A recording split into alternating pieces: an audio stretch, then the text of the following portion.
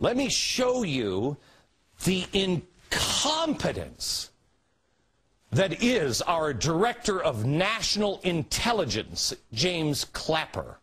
Here he is on the oh-so-peaceful Muslim Brotherhood. Watch. The term Muslim Brotherhood is an umbrella term for a variety of movements. Right. In the case of Egypt, a very heterogeneous group, largely secular, which has eschewed violence and has decried al-Qaeda as a version of Islam. Right. They have pursued social ends, betterment of the political order in Egypt, and et cetera. It's not a violent side I'm interested in. I'm interested in their nonviolent side, which I was talking about. Social justice. In other countries, there are also chapters or franchises of the Muslim Brotherhood, but there is no overarching agenda, particularly in pursuit of violence. Save me, Lord. Please, take me now. Please, take me now. As Brian was just pointing out, when the light focuses on them, it looks to be like an extraordinary celebration. It does remind me of Berlin. This crowd is getting bigger almost by the minute, and there is a lot of excitement here. The demonstrators have been trying to say, calm down, everyone, let's wait till the speech. That clearly isn't working. But if I can throw a question back to you, did you say that, who were you quoting as saying that the Muslim Brotherhood is largely secular? That was a head snap moment here. I heard out of the corner of my ear. That doesn't make any sense from my knowledge of the organization. I've spent a lot of time with them. If that's the Director of National Intelligence saying that the Muslim Brotherhood is largely secular, then that is a complete misreading of the organization, of the situation here in Egypt.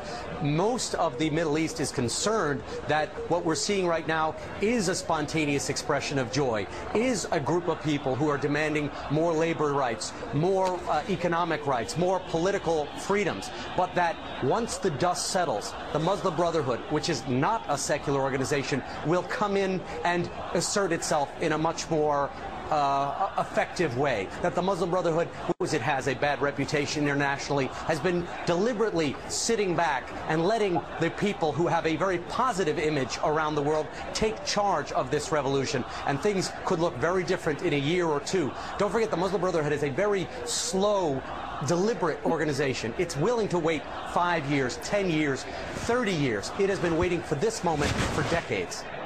I have to tell you, if you want another neck-snapping moment, I was quoting the Director of National Intelligence testifying at a hearing just now, James Clapper, who said that it is, quote, largely secular. And then the FBI Director, Robert Mueller, jumped in and said outside Egypt it is a different story. He said, quote, elements of the Muslim Brotherhood, unquote, have supported terrorism elsewhere overseas and in the United States. So I'm just passing along to you what is happening almost at this moment on Capitol Hill, Richard.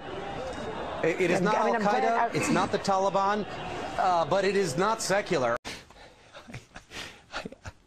Save me, Lord. Please, take me now. Please, take me now.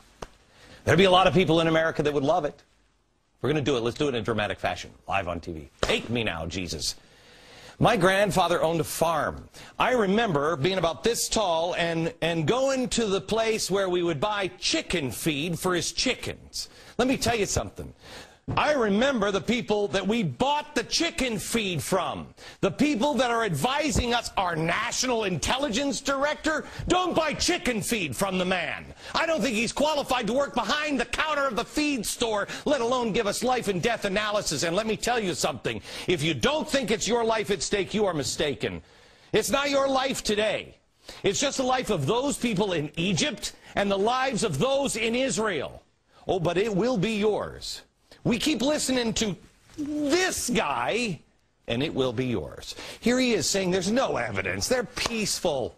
They're peaceful. Well, let me give you their spiritual and intellectual leader of the Muslim Brotherhood, the 9th most influential Muslim on planet Earth. Here he is, in his own words.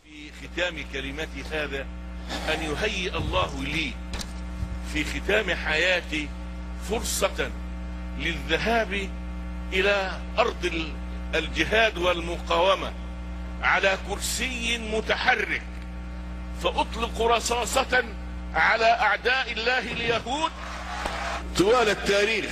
من يؤدبهم نتيجة إفسادهم؟ آخر تأديب كان تأديب هتلر، ما فعل بهم، وإن كان مبالغوا في الأمر ما بلغوا، ولكن استطاع أن يعني يوقفهم عند حدودهم، وكان هذا أدبا إلهيا، تأديبا إلهيا، عقابا قدريا لهؤلاء.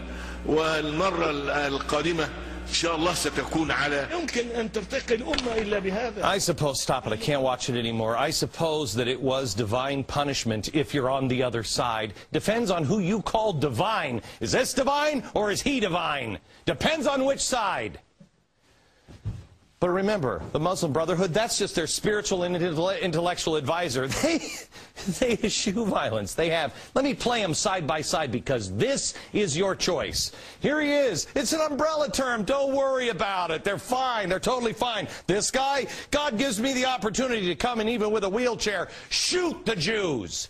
Let me ask you, America, because this is your choice. Which one do you believe? Mr. Bald Egghead, who doesn't have a clue? Or this guy? Now, let's say this. Oh, people would punish them for their corruption. The last punishment was carried out by Hitler. Which one's telling you the truth? Which one? Let me give you your options here. If you listen to these pinheads, and he's telling the truth, you're dead.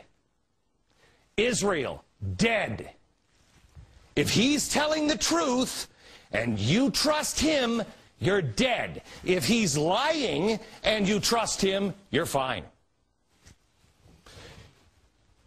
But he better be lying, or you're dead. We turn now to this anxious season about security in America. Yesterday, we had the news of 12 terror arrests in London. Today, word of a suspicious device on a subway in Rome, but it was a false alarm. However, right here in America, 1 year ago, we experienced the near miss of the Christmas Day bomber, and then after that, the near miss of the Times Square bomber. So we sat down yesterday with the Director of National Intelligence, James Clapper, Chief Counterterrorism Advisor, John Brennan, and Secretary of Homeland Security, Janet Napolitano, and we started by asking her, what is the threat right now? Well, I would say that there is a lot of chatter in the intel world. Increasing right now over the holidays? Well, that references the holidays. And so we have a whole program of things we have put in place for the holidays. But no concrete indication of a planned attack? Nothing that is specific and credible. But we wondered, how did they stay in control with so much information coming in every day? For instance, the afternoon of our interview, the day's news had been filled with the terror arrest, 12 people in London just that morning. But when we asked the Director of Intelligence... London, how serious is it? Any implication that it was coming here? Any of the things that they have seen were coming here?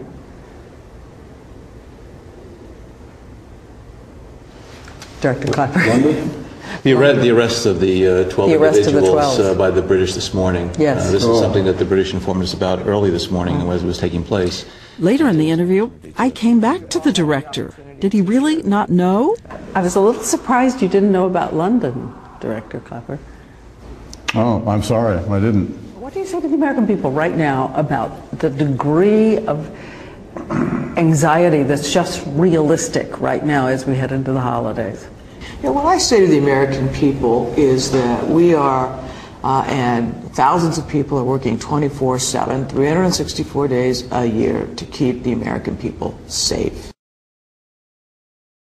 Thousands of people are working 24/7, 364 days a year to keep the American people safe. Well, one of the things we've done, we collectively, has been an outreach program so that we are in dialogue with the Muslim community.